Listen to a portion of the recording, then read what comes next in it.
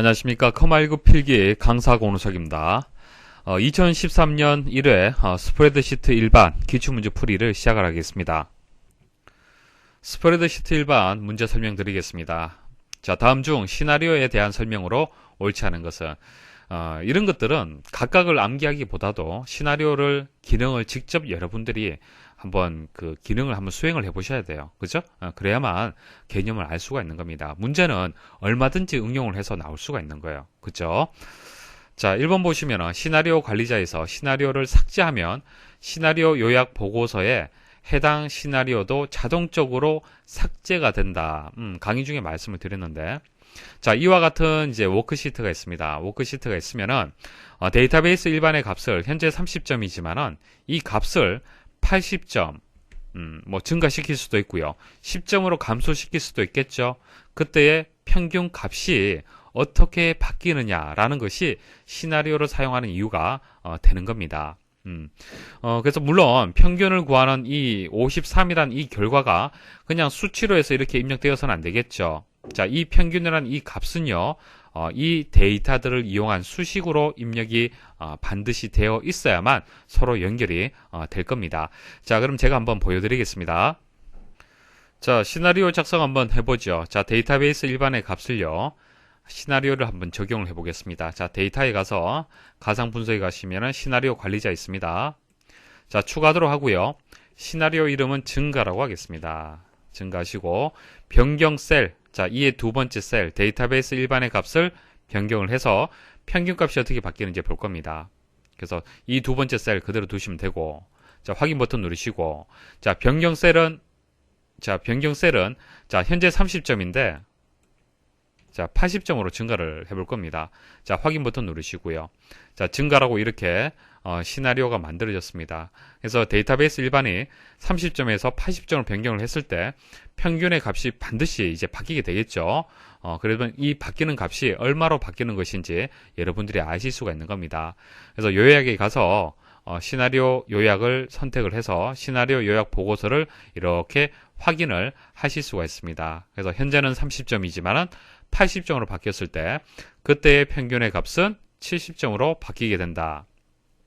자, 이와 같이 시나리오 요약이라는 새로운 보고서가 만들어졌는데요. 자, 이 상태에서 만일 그 시나리오 관리자에서 조금 전 만들었던 이 증가라는 시나리오를 삭제를 한다는 얘기죠. 삭제를 했을 때 조금 전 만들었던 시나리오 요약 이 데이터 자체가 지워지느냐 이 말입니다. 자, 닫기 버튼 눌러보시면 아시겠지만은 한번 만들어진 시나리오 요약 보고서는요, 지워지지 않습니다. 아시겠죠? 그래서 1번에 대한 설명이 틀렸네요. 시나리오 관리자에서 시나리오를 삭제하면 시나리오 요약 보고서에 해당 시나리오도 자동적으로 삭제가 된다. 삭제되지 않습니다. 자, 2번 특정 셀의 변경에 따라 연결된 결과 셀의 값이 자동으로 변경되어 결과값을 예측할 수 있다. 시나리오에 대한 정의가 되겠죠. 자, 3번 여러 시나리오를 비교하기 위해 시나리오 픽업 테이블로 요약할 수 있다. 요약 가능합니다. 보여드릴게요. 자, 지금 현재 증가라는 시나리오 하나 있는데요. 자, 추가를 하겠습니다. 감소라고 하나 만들어 볼게요. 자, 확인 버튼 누르시고, 자, 10점. 자, 확인 눌러 보겠습니다. 자, 두 개의 시나리오가 만들어졌습니다. 자, 요약 버튼 누르시고요.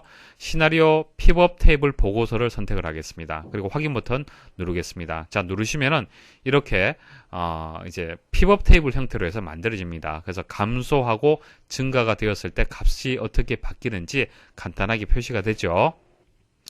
자, 그래서 3번에 대한 설명은 맞습니다. 4번 변경 셀과 결과 셀의 이름을 지정한 후 시나리오 요약 보고서를 작성하면 결과에 셀 주소 대신 지정한 이름이 표시가 된다. 보여드릴게요.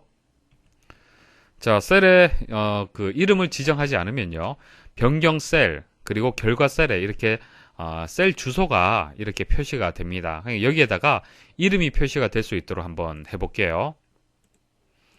자, 여기 이 셀에 이름을 정의를 하겠습니다. 자, 데이터베이스 엔터. 자, 이 부분은 평균 하겠습니다. 자, 이렇게 설정을 하시고요. 자, 이에 두 번째 셀에 데이터베이스라고 이름을 정의를 했고요. 자, F 두 번째에 평균이라고 이름을 정의를 했습니다. 이렇게 이름을 정의를 하고요. 시나리오 관리자를 한번 만들어 보겠습니다. 자, 요약에 가서 시나리오 요약 보고서를 이렇게 확인 버튼 눌러서 만드시면요. 자, 보시는 것과 같이 여기에 변경 셀에 데이터베이스, 그리고 결과 셀에 평균이라고 셀 주소가 아니고요. 이름이 정의가 됩니다. 자, 그래서 4번도 맞는 설명이죠. 셀 주소 대신 지정한 이름이 표시가 된다. 자, 그림으로 다시 정리를 해드리면은 시나리오 요약 보고서를 만들게 되면 이렇게 기본적으로 만들어지죠. 변경 셀이라든지 결과 셀이 셀 주소가 이렇게 표시가 되는데 이름을 정의하게 되면 이렇게 표시가 되고요. 그리고 피벗 테이블 보고서 형태로 만들게 되면은 감소하고 증가를 서로 비교할 수 있도록 이렇게 만들어지는 겁니다.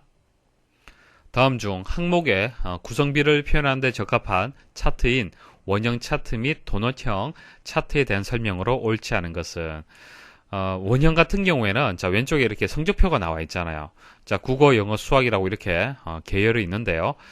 이것을 이제 원형 차트로 만들게 되면은 한 개의 데이터 계열밖에 표시할 수 없습니다. 자, 보시면 아시겠지만은 국어에 대한 각각의 학생에 대한 구성비를 표현할 수가 있어요. 그래서 이것을 보완하는 방법이 이제 도넛형으로 해서 만드시면 됩니다. 그럼 각각에 대해서 뭐 이렇게 이제 여러 개의 데이터 계열들을 표시를 할 수가 있죠. 그래서 원형의 한계점, 단점을 보완한 것이 도넛형 차트가 되겠습니다. 다음과 같은 이런 보기가 있는데요. 자, 실습을 통해서 설명을 드리겠습니다. 자, 원형을 먼저 만들어 보겠습니다. 자, 범위 선택하시고요. 자, 원형에 가서 선택하시고요. 자, 보기 1번 먼저 한번 보도록 하죠. 자, 원형 차트의 모든 조각을 차트 중심에서 끌어낼 수 있다. 이거 맞는 설명이죠. 자, 선택을 하고요. 자, 한 번 더 선택을 하시면은 이렇게 마우스로 해서 이렇게 끌어낼 수가 있습니다. 그래서 맞는 설명이 되겠습니다. 자, 그 다음, 자, 3번 한번 보도록 하죠. 3번 보시면은 원형 차트는 첫째 조각의 각을 0도에서 360도 사이의 값을 이용해서 회전시킬 수 있다. 회전시킬 수 있습니다. 선택하시고 오른쪽 클릭을 해서 데이터 요소 서식에 가시면은 첫째 조각의 각이라고 해서 회전 없음. 자, 0도부터 해서 360도까지 이렇게 회전을 할 수 있습니다. 자, 마우스 버튼 제가 클릭을 하면은 이렇게 회전되는 모습을 여기서 보실 수가 있죠. 자, 그 다음 도넛형을 한번 만들어 보겠습니다.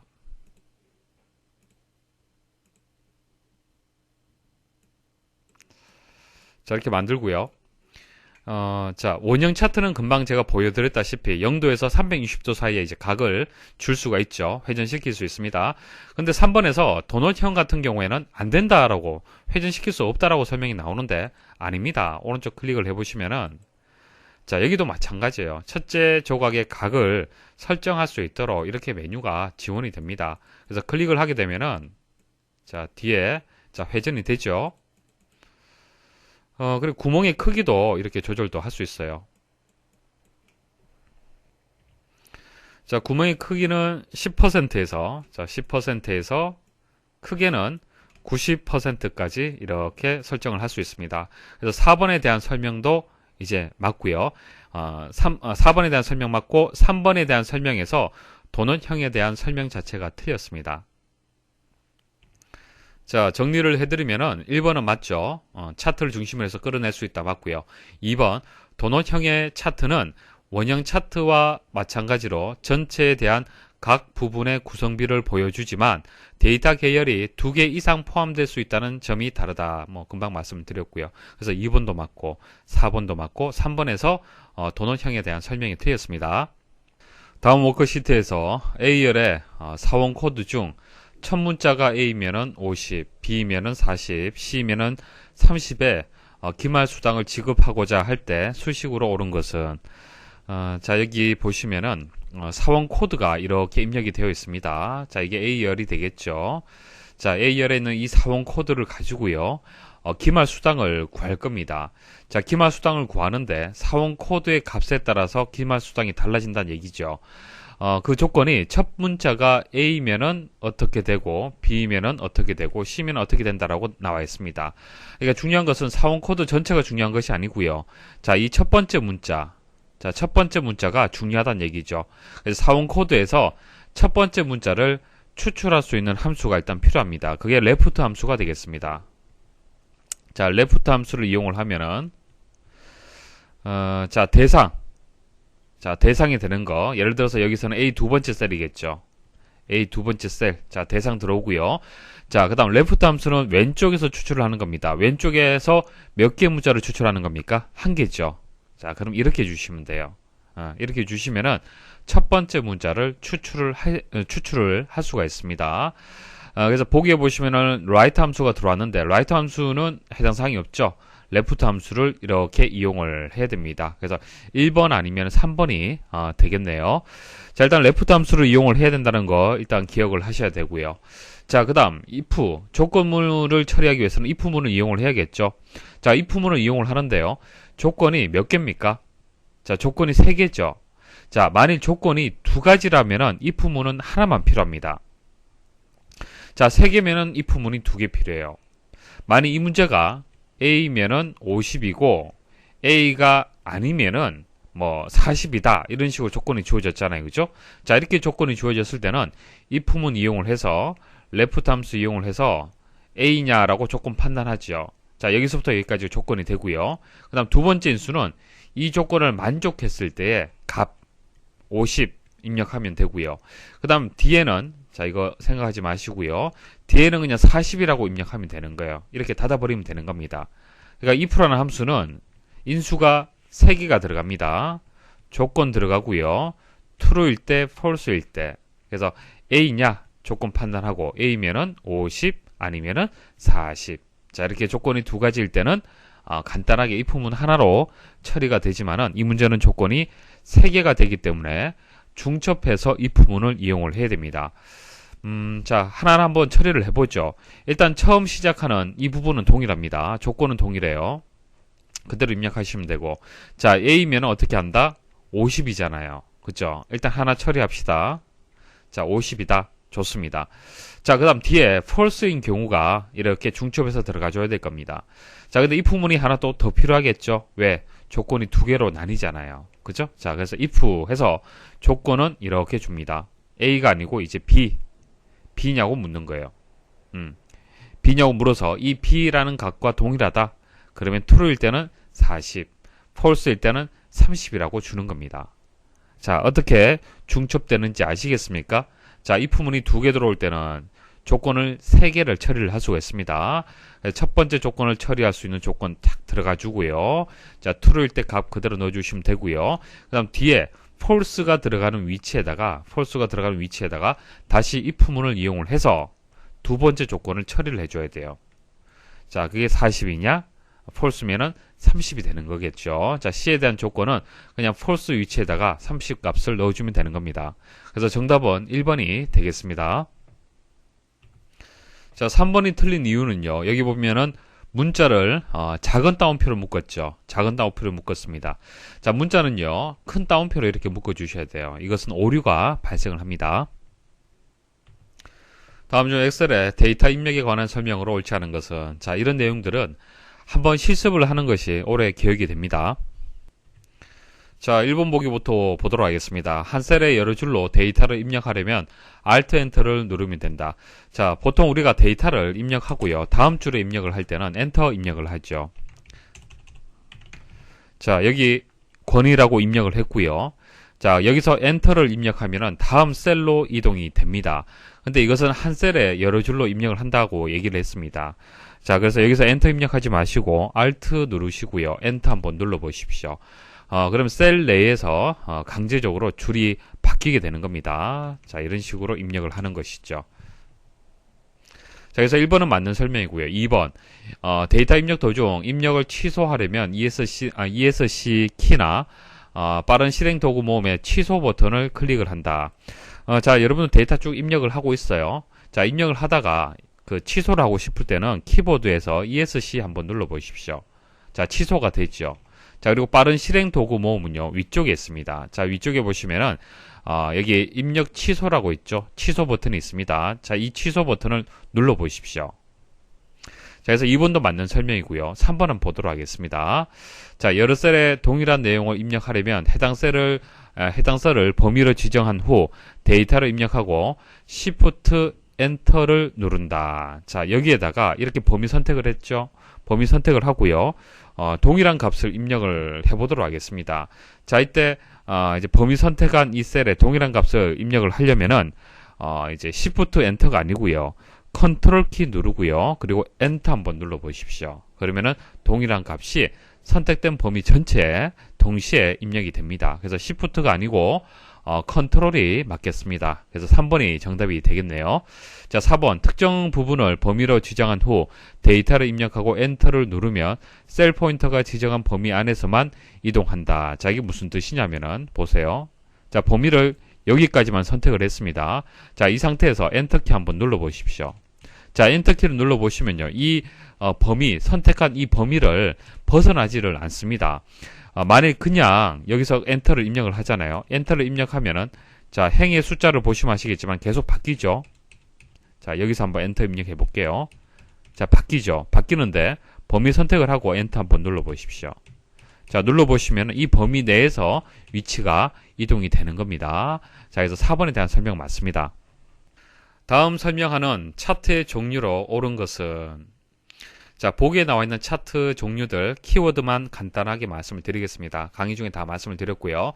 자, 주식형 차트 같은 경우에는 주식의 거래량과 같은 주가 흐름을 파악하고자 할 때 사용을 하는 거고요. 자, 분산형 차트 같은 경우에는 오른쪽 그림과 같습니다. 자, 항목들의 값을 점으로 표시하고요. 여러 데이터의 값들의 관계를 보여주는 데 주로 사용이 되고요. 과학 데이터의 차트 작성에 주로 이제 사용이 됩니다. 자, 이런 차트 한번 보신 적 있으시죠? 자, 많은 수의 데이터 요소들을 비교하려는 경우에 분산형 차트에 포함되는 데이터가 많을수록 더 효과적으로 비교할 수 있다. 그러니까 이 데이터가 자, 이렇게 그 데이터들이 더 많으면은 어떻게 더 분석의 결과가 더 효과적인 결과가 나오겠죠. 그 설명을 얘기를 하는 겁니다. 자, 그리고 특징을 보시면은 여기서 정답이 이제 분산형의 차트가 되는데요. 가로축의 값이 일정한 간격이 아닌 경우, 그리고 가로축에 데이터 요소 수가 많은 경우, 그러니까 이 간격 자체도 일정하지 않고요. 이 간격, 이 요소들도 상당히 많을 때, 그죠? 자, 그럴 경우에 분산형의 차트를 이용하면 좋습니다. 그래서 많은 수의 데이터 요소들을 비교할 때 그때 분산형 차트를 많이 이용을 합니다. 그리고 데이터 요소 간의 차이점보다는 데이터 집합 간의 유사점을 표시하려는 경우, 그러니까 이 데이터와 이 데이터의 차이점을 지금 보려는 것이 아니죠. 이런 전체적인 그 형태를 이제 보는 겁니다. 그죠? 그래서 자, 이 설명은 분산형에 대한 설명이 되겠습니다. 자, 영역형의 차트 같은 경우에는 시간에 따른 각 값의 변화량을 비교할 때 사용을 하고요. 방사형 같은 경우에는 각 측정 요소 간의 이제 균형 정도 비교할 때 사용을 합니다. 각 차트의 이제 키워드는 여러분들 꼭 기억을 하십시오. 다음 화면은 하나의 페이지를 페이지 나누기를 이용하여 6페이지로 나눈 것이다. 페이지 나누기 미리 보기 화면에서 페이지 분할선을, 자, 페이지 분할선은 이 부분이죠. 1페이지, 2페이지, 3, 4, 5, 6 이런 식으로 자, 한 장의 페이지를 이렇게 나눴습니다. 자, 페이지 분할선을 해제하려면 마우스 오른쪽 버튼을 눌러 나타나는 메뉴, 자, 이와 같은 메뉴가 나옵니다. 메뉴 중에서 어느 것을 선택하면 되는가? 자, 메뉴 중에서 페이지 나누기 모두 원래대로라는 이제 메뉴가 있습니다. 자, 이것을 선택을 하시면 됩니다. 그래서 3번이 정답이 되는데 설명을 드리겠습니다. 자, 예시로 주어진 데이터를 보시면은 양이 얼마 안 됩니다. 사실 이거 뭐 한 페이지에 인쇄할 수 있겠지만은 페이지 나누기를 한번 적용을 해 볼게요. 자, 삽입을 하게 되면 어떻게 됩니까? 이렇게 페이지가 나눠지게 되죠. 자, 보기에 가시면은 현재 기본 형태로 되어 있고요. 페이지 나누기 미리 보기로 클릭을 하면은 지금과 같이 1페이지, 2페이지, 3페이지, 4페이지 이렇게 보여집니다. 자, 페이지를 구분하는 이 선을 없앨 때는 오른쪽 버튼 클릭을 해서 페이지 나누기 모두 원래대로 이것을 선택을 하시면은 지워지게 됩니다. 토합 문서를 열 때마다 특정 작업이 자동으로 수행되는 매크로를 작성하려고 한다. 이때 사용해야 할 매크로 이름으로 옳은 것은 자, 특정 작업이 자동으로 수행되도록 하는 것을 매크로라고 얘기를 합니다. 예를 들어서 이제 평균 구하기. 평균 구하는 것은 물론 이 함수, 에버리지 함수를 이용하면 구할 수는 있습니다. 하지만은 이 작업을 빈번하게 자주 한다라고 봤을 때는 이것을 1년에 이제 이런 과정들을 미리 만들어 두는 거예요. 그게 매크로가 되는 겁니다. 자, 미리 한번 만들어 두면요. 이 매크로 이름을 호출하게 되면은 그 과정들이 자동으로 이제 실행이 되는 겁니다. 자, 그래서 엑셀에서 이제 조금 고급 기능이 이제 매크로 기능이 되는데요. 근데 이 문제에서 해결의 키는요, 이 부분이 되겠습니다. 자, 통합 문서를 열 때마다라고 얘기를 했습니다. 통합 문서를 열 때마다 자동으로 매크로가 수행되도록 하는 겁니다. 일반적으로는 이 매크로 이름을 실행을 해야만, 이 매크로 이름으로 해서 실행을 해야만 매크로가 작동이 되는 거예요. 근데 이 문제에서는 통합 문서를 열 때마다라고 얘기를 했습니다. 자, 그러면 그때 이제 매크로 이름을 좀 더 다르게 지정을 해줘야 됩니다. 자, 그때 이름이 auto underbar open이에요. auto underbar open. 이해하시겠습니까?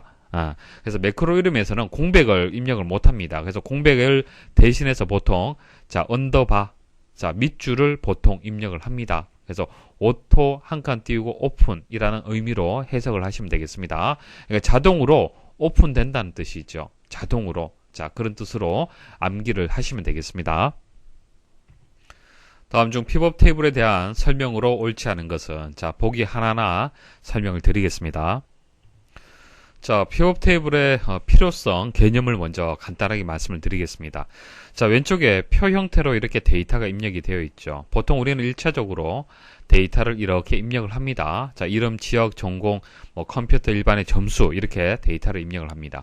자, 근데 이렇게만 입력을 하면요, 사실상 이 데이터들을 좀 분석하기는 좀 어렵습니다. 그래서 이 전체 데이터를 요약하고 분석을 할 수 있도록 도와주는 그 기술, 그 방식이 피벗 테이블 기능이 되는 겁니다. 이해하시겠습니까? 그래서 피벗 테이블을 이용하게 되면 오른쪽 그림처럼 잘 정리되어서 바로 한눈에 볼 수 있도록 정리가 됩니다. 자, 왼쪽 행 같은 경우는 뭡니까? 행은 전공이죠. 그러니까 전공, 지역, 그러니까 전공과 지역별로 해서 컴퓨터 일반의 점수의 합계를 이렇게 계산을 한 겁니다. 자, 그럼 각 지역별로 해서 전공별로 해서 한눈에 볼 수가 있겠죠. 자, 그러면 한번 만들어 보겠습니다. 일단 범위 선택을 해야 되고요. 자, 피벗 테이블을 선택을 합니다.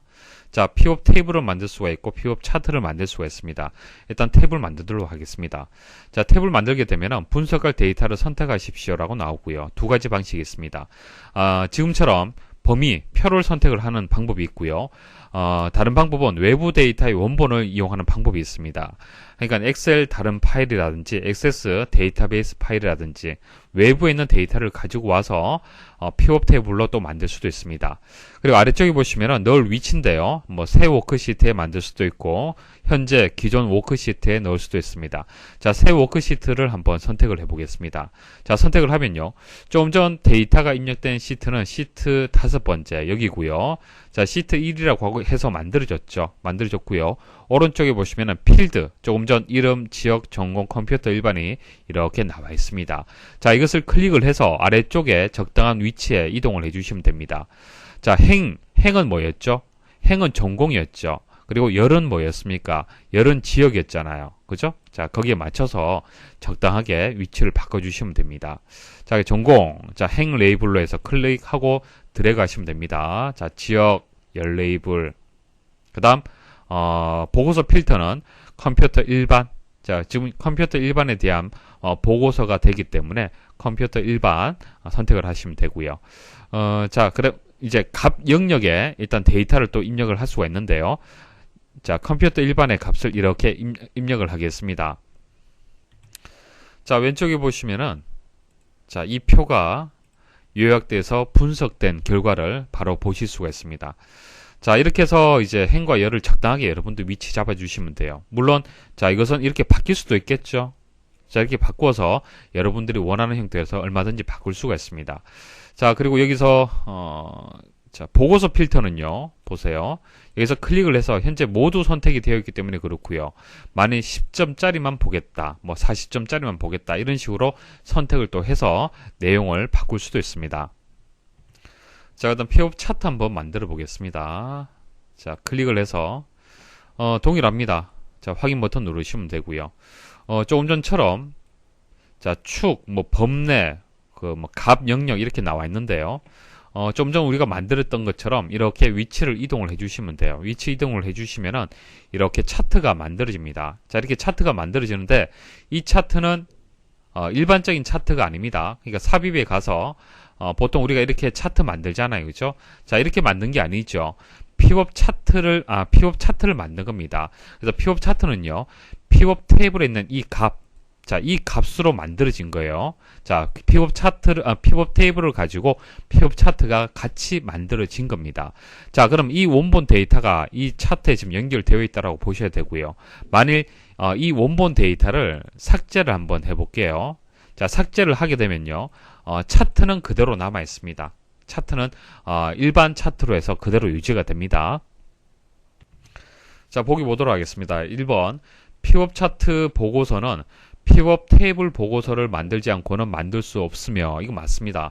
원본 데이터가 있으면요, 이 원본 데이터를 가지고 픽업 테이블을 만들 수도 있고 픽업 차트를 만들 수도 있습니다. 자, 픽업 테이블은 원본에서 테이블이 바로 만들어지는 거고요. 차트는요, 이렇게 갔다가 그 다음 이렇게 가는 방식이에요. 그러니까 픽업 테이블을 가지고 픽업 차트가 만들어지는 겁니다. 그래서 이 설명이 맞습니다. 픽업 테이블과 픽업 차트를 함께 만든 후 픽업 테이블을 삭제하면 픽업 차트는 일반 차트로 변경된다. 그러니까 픽업 테이블이 있으면은 픽업 차트가 맞지만은, 자, 이게 삭제가 된다라면은 픽업 차트가 같이 삭제되는 것이 아니라 일반 차트로 해서 그대로 유지가 된다는 얘기입니다. 자, 이거 맞는 설명이에요.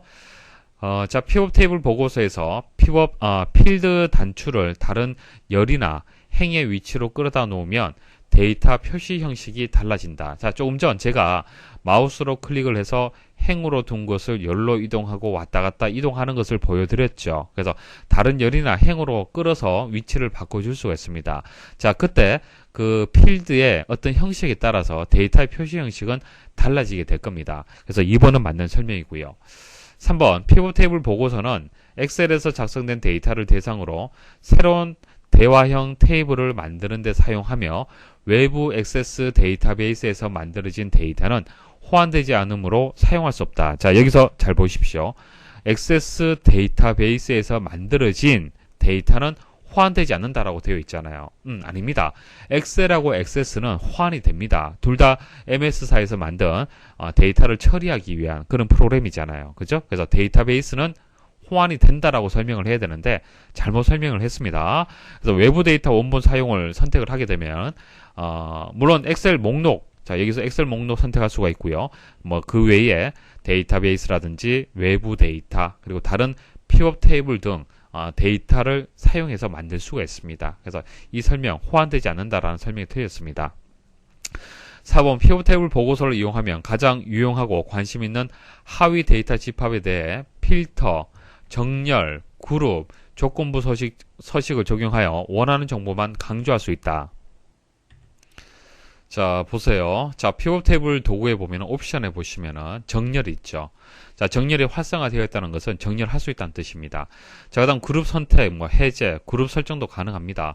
자, 현재 대구, 부산, 서울 각각에 대한 데이터가 이렇게 표시가 되어 있잖아요. 그죠? 자, 이것을 대구하고 부산을 묶어서 경상도라고 해서 그룹을 또 설정을 할 수가 있습니다. 가능하다는 얘기예요. 그리고 조건부 서식이라든지 그리고 필터링도 가능하죠. 여기서 필터링 선택을 해서 내가 원하는 데이터만 이렇게 또 선택을 할 수 있습니다. 자, 그래서 정답은 3번이 되겠습니다. 다음 프로시저가 실행된 후 토탈 값으로 오른 것은 자, 여기 보시면은 서브해서 엔드 서브, 프로그램의 시작, 그러니까 프로시저의 시작과 끝을 나타내는 거고요. p토탈은 이 프로시저의 이름이 되는 겁니다. 자, 프로시저라는 것은 프로그램을 뜻하는 거예요. 자, 프로그램을 이해를 하시려면은 자, 문법을 이해를 하셔야 됩니다. 여기서 중요한 문법은요, for next 문이 되겠습니다. for next. 자, for next 문은요, 반복문이에요. 반복.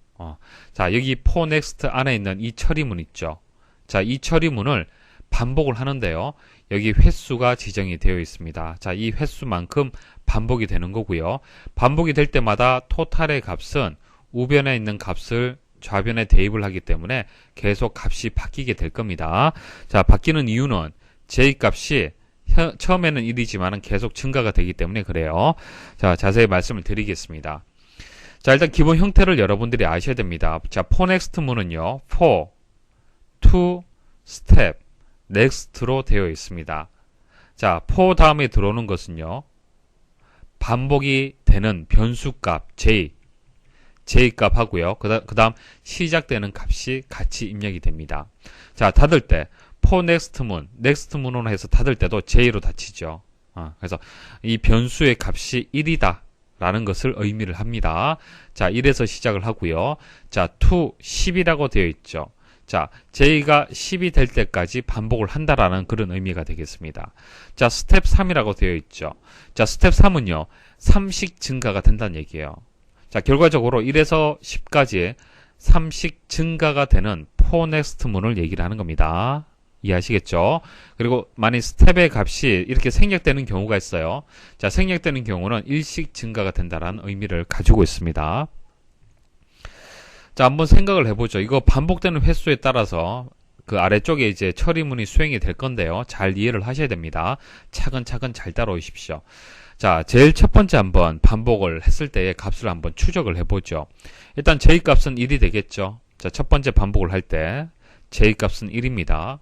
자, j 값은 1 값을 가지기 때문에 아래쪽 처리문에서 이 j 값은 1 값을 가질 거예요. 그죠? 이 1 값을 그대로 받습니다.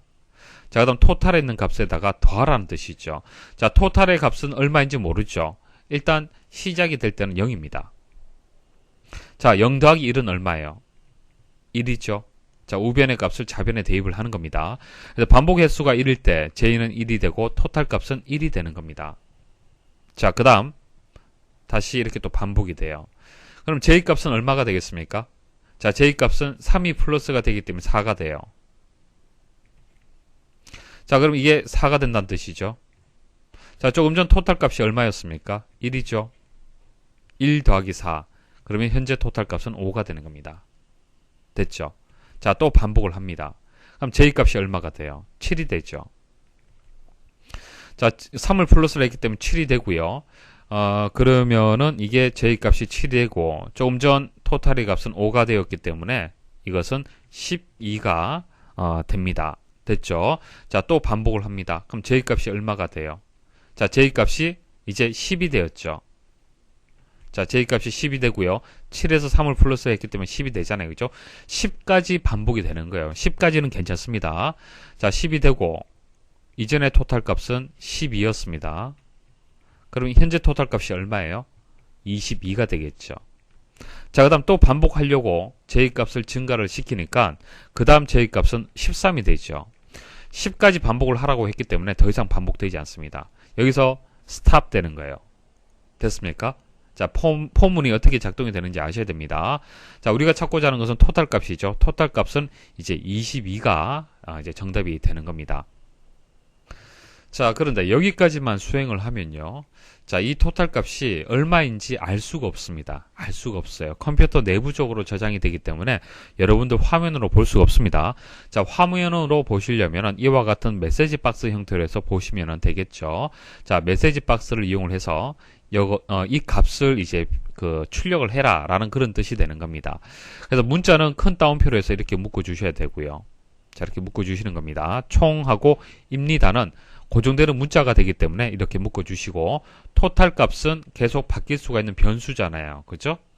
그래서 토탈은 이렇게 그대로 이렇게 가지고 왔습니다. 그리고 앰프센트로 해서 문자와 변수는 연결을 해줬습니다. 그러면 결과가 이렇게 나옵니다. 한번 보여드릴게요. 자, 개발 도구에서 비주얼 베이직 클릭을 해서 이제 입력을 하셔도 되고, Alt F11번 누르셔도 동일합니다. 자, 이 화면에서 자, 삽입에 가서 모듈을 실행을 하고요. 여기서 컨트롤 V, 조금 전 만들었던 코드를 그대로 입력을 하겠습니다.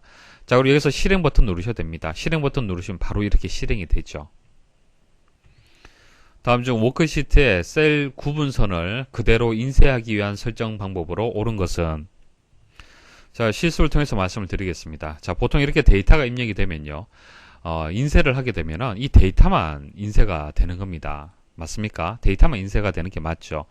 근데 셀 구분선, 셀과 셀을 구분하는 이 구분선도 같이 출력을 하고 싶다. 그럴 때는 페이지 설정에서 시트 탭에 가서 눈금선, 자, 인쇄에서 눈금선 선택을 하십시오.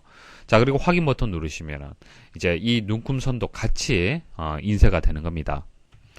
자, 눈금선은 시트 탭에 있다는 거 기억을 하십시오. 다음 중 데이터 정렬에 관한 설명으로 옳지 않은 것은? 머리끌 행이 없는 데이터도 원하는 기준으로 정렬이 가능하다. 자, 그림 한번 보십시오. 자, 이 부분이 뭐죠? 자, 이것은 이름이고, 이것은 지역이고, 이것은 점수, 국어 점수, 영어 점수, 이렇게 데이터가 입력이 되었습니다. 자, 근데 보통은요, 여기 이름, 지역, 국어 점수, 영어 점수, 이런 식으로, 머리끌 행이 있죠. 자, 행이 있습니다.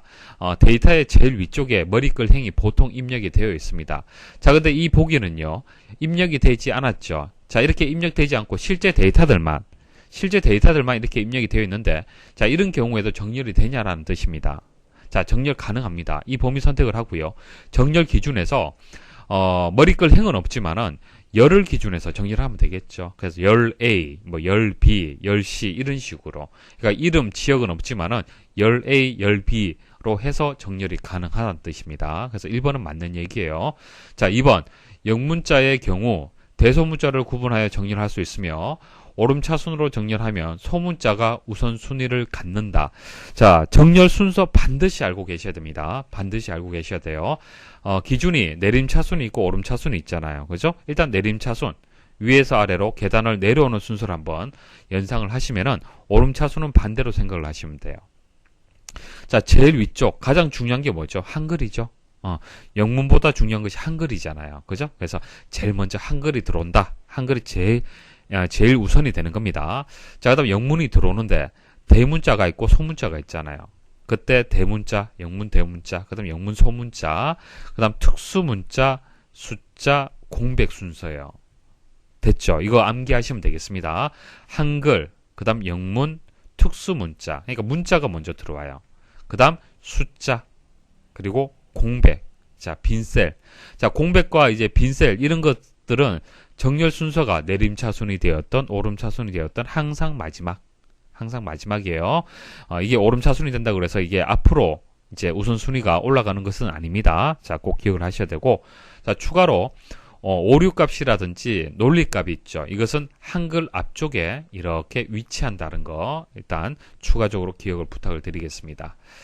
자, 그럼 2번에 대한 설명이 맞다는 얘기죠. 오름차순 정리를 하면 반대로 생각하시면 되잖아요. 내림차순에선 대문자가 우선이지만은 오름차순은 반대가 되기 때문에 소문자가 우선이 되는 겁니다. 그리고 4번에 보시면 기본 내림차순 정렬은 오류값, 논리값, 문자, 숫자, 빈셀이라고 얘기를 했죠. 자, 오류값, 논리값, 문자, 숫자, 빈셀 맞습니다. 3번 글꼴에 지정된 색을 기준으로 정렬하려면 정렬 기준을 셀 색으로 설정한다. 자, 보세요. 자, 정렬 기준을 보통 우리는 값으로 하잖아요. 그죠? 값에 따라서 정렬을 합니다. 근데 값 외에도 셀의 색, 글꼴 색, 셀 아이콘에 따라서 정렬을 할 수가 있습니다. 자, 여기서는 글꼴에 지정한 색이라고 얘기를 했잖아요. 그죠? 글꼴 색을 얘기를 하는 겁니다. 그렇기 때문에 글꼴 색을 선택을 해야 되는 것이지 셀 색을 선택을 해서는 안 됩니다. 그래서 3번이 정답이 되겠습니다. 다음 중 1,000만 원을 2년간 대출할 때 연 5.5%의 이자율이 적용된다면 매월 말 상환할 때 상환해야 할 불이백을 구하기 위한 수식으로 옳은 것은? 자, 이것은 PMT라는 이제 함수를 이용을 하는 겁니다. 여러분들이 대출을 받는다라고 한번 생각을 해보십시오. 자, 1,000만 원을 대출을 받았고요. 자, 2년 동안 이제 원금하고 이자하고 이제 그 상환을 해야 돼요. 그리고 그때의 이제 이자율이 5.5%입니다. 그럼 달달이 얼마 내야 되는지, 그것을 계산을 할 수가 있다는 얘기예요. 함수를 이용을 해서. 자, PMT 함수가 이제 그 해당되는 함수인데요. 자, PMT 함수는요, 월 대출 납입금, 그러니까 원금하고 이자하고 한 달에 얼마씩 내야 되는지, 자, 그것을 계산을 할 수가 있습니다. 자, PMT는 페이먼트, 그러니까 납입의 의미를 가지고 있는 약어가 되겠습니다. 자, 들어가는 인수는 이제 5개 인수가 이렇게 들어가는데요. 이자, 기간, 금액만 일단 생각을 하시면 대부분의 문제를 다 해결할 수가 있을 겁니다. 이 기금, 자, 이거 꼭 기억을 하십시오. 자, 문제에서 주어진 걸 한번 보십시오. 이자가 뭐죠? 이자는 연 5.5%잖아요. 그죠? 연 5.5%. 근데 우리는 지금 매월 월 납입 금액을 계산을 하는 겁니다. 그래서 월 단위로 바꿔주셔야 돼요. 자, 연을 월 단위로 바꾸려면 12로 나누면 되잖아요. 그래서 여기 이자 부분에는 5.5% 나누기 12가 들어가는 게 맞고요. 자, 기간은 2년이잖아요. 이것도 마찬가지입니다. 월로 바꾸려면 곱하기 12를 해주면 되겠죠. 그러면 24가 되는 거예요. 됐죠? 자, 그 다음 금액은 1,000만 원을 대출을 한 거잖아요. 그렇죠? 자, 근데 1,000만 원이 여러분들이 빚을 낸 거잖아요. 여러분들 돈이 아니고. 그래서 마이너스를 붙여줘야만 이 결과가 양수값으로 나오게 됩니다. 그래서 마이너스 1,000만 원 이렇게 입력을 하시면 됩니다. 그래서 1번이 정답인데요. 좀 더 자세히 말씀을 드리면은 추가로 이제 입력되는 인수가 불이프 잔금. 자, 불이프 잔금이란 것은 미래 가치를 뜻하는데요. 보통 문제에서 주어지지 않습니다. 그리고 이제 납입 시점이 월 말이 될 수도 있고 월 초가 될 수도 있겠죠. 자, 이 문제는 매월 말이라고 얘기를 했습니다. 자, 말은요, 생략 또는 영값을 입력을 하시면 돼요. 그래서 여기서는 생략을 했습니다. 생략을 했기 때문에 1번이 정답이 되겠습니다. 엑셀에서 데이터를 정렬하려는데 다음과 같은 정렬 경고 대화 상자가 표시되었다. 다음 중 옳지 않은 것은? 자, 이와 같은 경고창이 보여지는 경우 설명을 드릴게요. 언제 뭐 이런 경우가 발생을 하냐면은 보통 우리 정렬할 때 여기서부터 여기까지 다 범위 선택을 하잖아요. 그렇죠? 그런데 하나의 열만 범위로 이렇게 선택을 했어요. 이 상태에서 정렬하려고 하면은 이런 정렬 경고 창을 보실 수가 있습니다. 자, 보여드릴게요. 자, 이쪽 하나의 열만 한번 범위 선택을 하겠습니다. 자, 데이터에 가서 정렬 한번 눌러볼게요. 자, 눌러보시면 이런 이제 경고창이 보여집니다. 그래서 두 가지를 이제 선택을 할 수가 있어요. 선택 영역 확장을 눌러서 이제 정렬을 선택을 하게 되면 이렇게 이제 확장이 됩니다. 범위가 확장이 되고요. 그 다음 이제 현재 선택 영역으로 정렬. 그러니까 이거 그대로 정렬하겠다 이 말이잖아요. 그죠? 자, 이렇게 해서 또 정렬을 할 수도 있습니다. 자, 보기를 보시면은 옳지 않은 것은요. 자, 이 정렬 경고 대화 상자는 셀 포인터가 표 범위 내에 있지 않기 때문에 발생한다. 이건 뭐 전혀 상관없는 얘기고. 자, 1번 보시면은 이 정렬 경고 대화 상자는 표 범위에서 하나의 열만 범위로 선택한 경우에 발생한다. 맞죠? 자, 2번 인접한 데이터를 포함하기 위해 선택 영역을 늘리려면 선택 영역 확장을 선택을 한다. 맞고요. 현재 선택 영역으로를 선택하면 현재 설정한 열만을 정렬 대상으로 선택한다. 이것도 맞는 설명이 되겠습니다. 그래서 정답은 3번이 되겠습니다. 아래 시트에서 C 첫 번째 셀에 수식을 이렇게 입력을 했어요. 자, 이렇게 입력할 경우에 발생하는 오류에 대한 설명으로 옳은 것은? 자, 보시면은 수식이 정확하지가 않네요. 보세요. C 번째가 여기고 C의 첫 번째는 이 영역을 지금 얘기를 하는 겁니다. 이 셀에다가 이렇게 수식을 입력했다는 얘기인데, 자, 보세요. 자, C의 첫 번째 값을 구하는데, 자, 이 C의 첫 번째 값의 수식에 보면은 C의 첫 번째 셀의 값이 또 포함이 되어 있습니다. 자, 그럼 이게 어떻게 되냐면은 순환 참조가 이루어지는 거예요. 그래서 순환 참조 경고창이 보여집니다. 자, 수식을 입력을 해보겠습니다. 자, 더하기. 자, 그리고 C의 첫 번째까지, 그리고 엔터 입력을 해보겠습니다. 자, 엔터 입력을 하면은 순환 참조 경고 창이 보여집니다. 뭐, 당연히 보여질 수밖에 없겠죠. A의 첫 번째와 B의 첫 번째는 값이 있잖아요. 그죠? 참조할 수 있는 셀이 분명히 있는데, C의 첫 번째는 현재 구하려는 셀의 값이지, 참조할 수 있는 값은 아닙니다. 그래서 이런 오류가 메시지가 보여지는 겁니다. 아래 시트에서 윤정희의 근속연을 2012년을 기준으로 구하고자 한다. 다음 중 이 11번째 셀에 입력할 수식으로 옳은 것은? 자, 이 11번째는 여기 있습니다. 자, 윤정희라는 값은 여기에 입력이 되어 있네요. 이름은 여기에 입력이 되어 있습니다. 그래서 결과적으로 여기서 이름을 찾아서 윤정희를 찾아서 일단 근속연을 구하려면은 입사일을 일단 알아야 됩니다. 그죠? 여기서 2001년이네. 2001년이 되겠네요. 자, 2001년이라는 것을 찾아야 돼요. 그쵸? 자, 이것을 찾아야만 2012년에서 뺄셈을 하게 되면은 이제 11년이 되겠네요. 그죠? 근속 연수가 11이라는 값을 구할 수가 있는 겁니다. 그래서 2012년에다가 빼기 형태로 해서 이렇게 수식이 입력된 것을 선택을 하셔야 돼요. 더하시면 안 되죠. 이거 더하면 더 늘어나잖아요. 그죠? 뭐 2012년에서 더 플러스가 되는 건데, 근속연은 실제 뭐 일한 연속으로 일한 연도수를 구하기 때문에 일단 1번하고 3번은 일단 답이 될 수가 없습니다. 빼기 형태로 되어 있어야 되고요. 그러면 H룩업이냐 V룩업이냐 이것을 선택을 해야 되는데, 자, 수식을 한번 추적을 해볼게요. 보세요. 일단 뭐 V룩업이 되었던 H룩업이 되었던, 자, 검색값 일단 먼저 들어가 줘야겠죠. 검색값은 C의 11번째가 되는 겁니다. 윤정희를 찾는 거죠. 자, 윤정희를 찾는데 어디서 찾아야겠습니까? 일단 범위는 2의 세 번째부터, 자, 2의 10번째까지입니다. 자, 이 범위에서 찾는 거예요. 그죠? 여기까지는 다 똑같아요. 다 똑같습니다.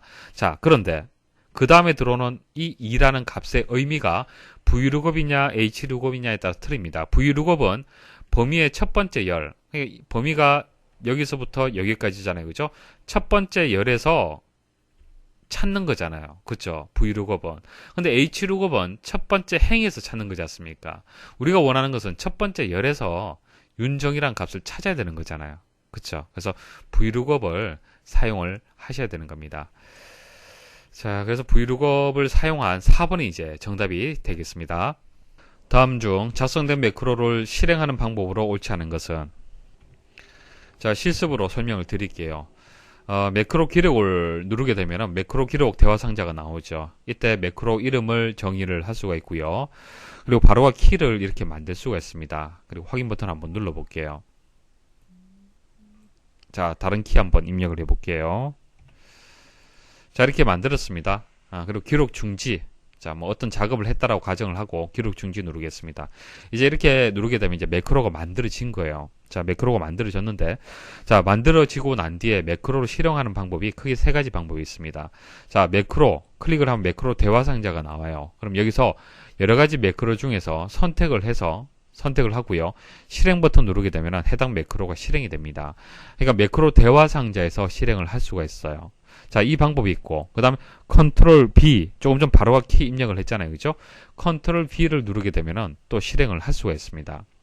자, 또 다른 방법은요. 자, 뭐 삽입에 가서 그 도형을 하나 만들어 볼게요.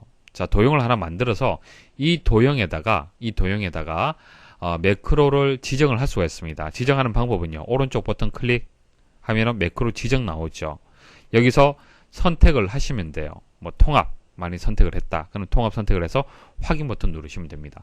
그럼 그 다음부터 이 도형을 클릭을 하게 되면 그 매크로가 작동이 되는 겁니다. 자, 그래서 1번 매크로 대화 상자에서 매크로를 선택하여 실행한다. 이거 맞는 설명이죠. 자, 이 그림이 되고요. 2번 매크로를 작성할 때 지정한 바로가기 키를 이용하여 실행한다. 자, 바로가기 키 지정할 수 있잖아요. 그죠? 그 다음 3번 매크로를 지정한 도형을 클릭하여 실행한다. 자, 매크로 지정을 하게 되면 그 이후부터 클릭을 하게 되면 해당 매크로가 실행이 됩니다. 자, 세 가지 방법 기억을 하시고요. 그리고 4번 매크로가 적용되는 셀의 바로가기 메뉴를 이용하여 실행한다. 자, 매크로를 뭐 실행되는 뭐 셀이 있다라고 봤을 때, 자, 이 셀에서 오른쪽 버튼 클릭을 하게 되면은 바로가기 메뉴가 나오잖아요. 그죠? 바로가기 메뉴가 나오는데 여기는 매크로를 실행하는 그런 메뉴는 없습니다. 자, 정답은 4번이 되겠습니다. 다음 프로시저를 실행한 결과에 대한 설명으로 옳은 것은, 자, 서브 앤드 서브. 자, 프로시저의 시작과 끝을 나타내는 거고요. 그리고 이것은 엔터 밸류는 프로시저의 이름이 되겠습니다. 자, 이 내용이 이제 실행이 된다는 뜻인데요. 자, 등호를 기준해서 오른쪽에 있는 값이 좌변으로 해서 이렇게 이 위치에 대입이 될 겁니다. 자, 어려운 내용은 아닙니다. 자, 보시면은 이렇습니다. 자, 셀즈라는 것은 자, 워크시트의 이름이 되는 거예요. 그러니까 점을 기준해서 하나하나 분석을 하시면 됩니다. 자, 워크시트에서 셀즈라고 되어 있잖아요. 그래서 워크시트의 이름이 셀즈다. 자, 셀즈라는 워크시트에 셀의 값이 6,1이잖아요. 6,1의 의미는요, 행렬을 뜻하는 겁니다. 행렬. 자, 그 위치, 그 셀의 위치에 있는 value는 값을 뜻하는 겁니다. 그 값이 얼마냐, 값이 어떠냐 하면은, 코리아라는 얘기예요. 그죠? 자, 이것을 실행을 하면요, 이 프로시저를 실행하게 되면 오른쪽 결과가 만들어집니다. 그래서 행은 6이라고 얘기를 했죠. 하나, 둘, 셋, 넷, 다섯, 여섯 번째 행. 자, 열은 1이잖아요. 그죠? 자, 그 말은 A 여섯 번째 셀을 뜻하는 거예요. A 여섯 번째 셀의 값이 코리아다라는 의미가 되겠습니다. 자, 보여드릴게요. 여기서 비주얼 베이직, 개발 도구에서 비주얼 베이직 선택하셔도 되고, Alt F11번 누르셔도 됩니다. 자, 삽입에 가서 모듈에 가서 여기서 조금 전 코드를 그대로 가지고 오겠습니다. 자, 실행 버튼 한번 눌러 볼게요. 자, 실행 버튼 누르면은 매크로의 이름 선택하도록 되어 있습니다. 자, 프로시저의 이름이 되겠습니다.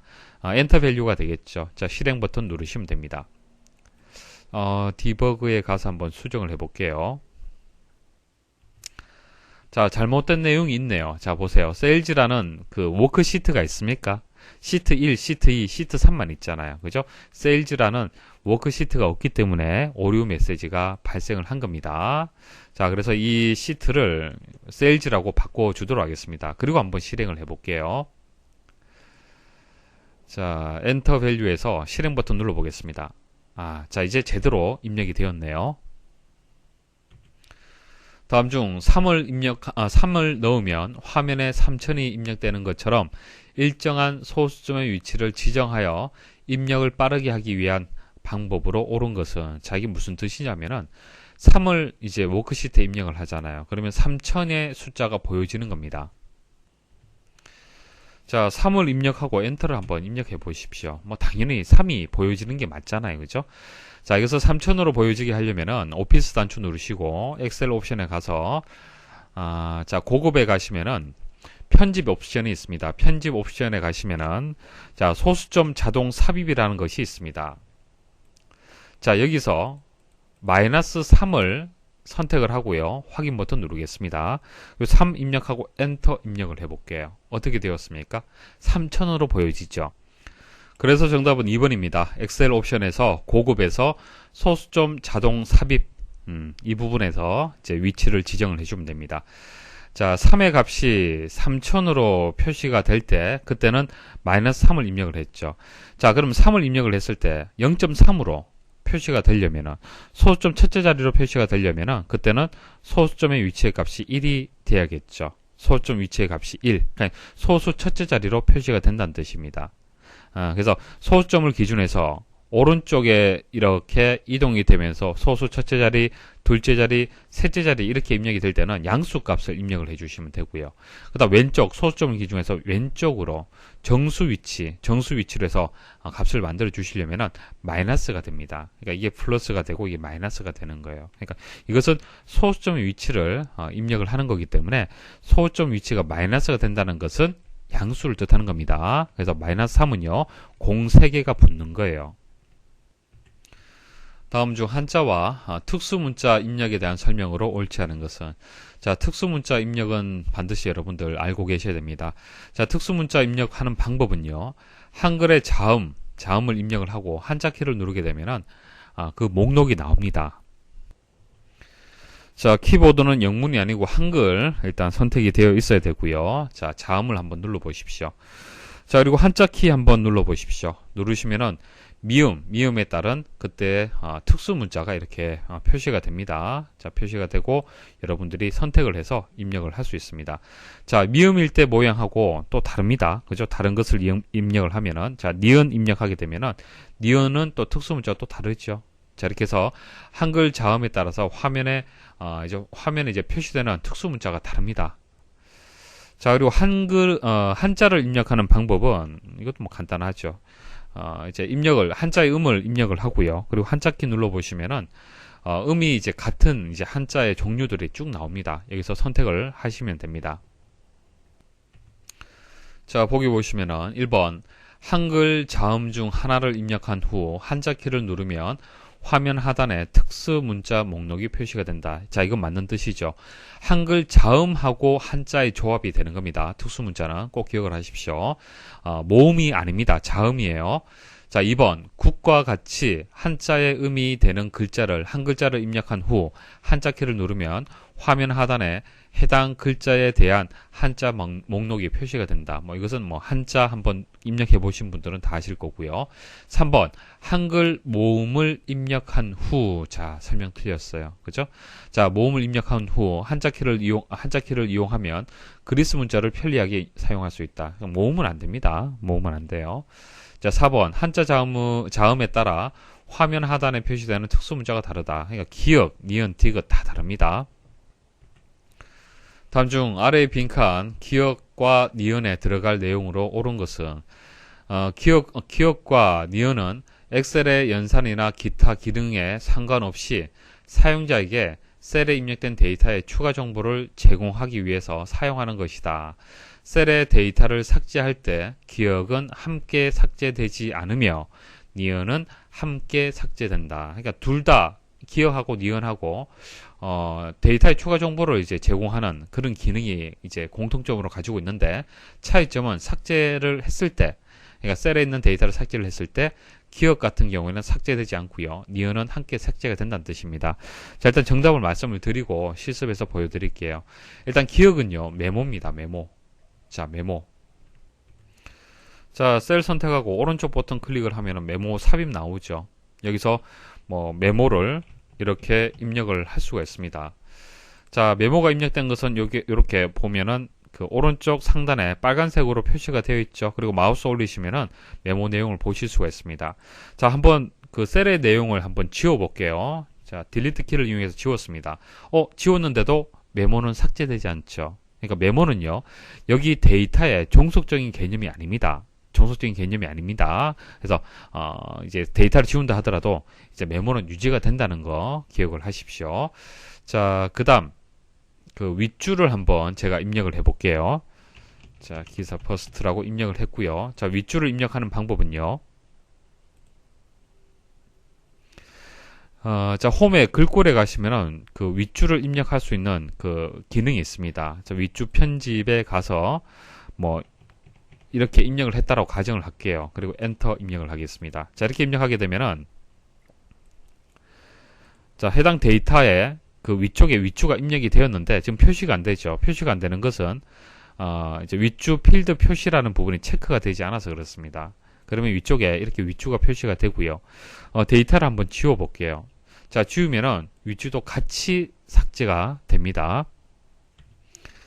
자, 윗줄은 본문의 위쪽에 밝히는 참조예요. 그러니까 윗줄은 그 메모하고 조금 다른데요. 이 데이터에 좀 종속적입니다. 자, 이 데이터에 대한 참조를 뜻하는 거기 때문에 데이터를 지울 때는 자, 이 참조되는 이 윗줄도 같이 삭제가 된다는 거 기억을 하십시오. 자, 여기까지 해서 기출문제 풀이를 마치도록 하겠습니다. 수고하셨습니다.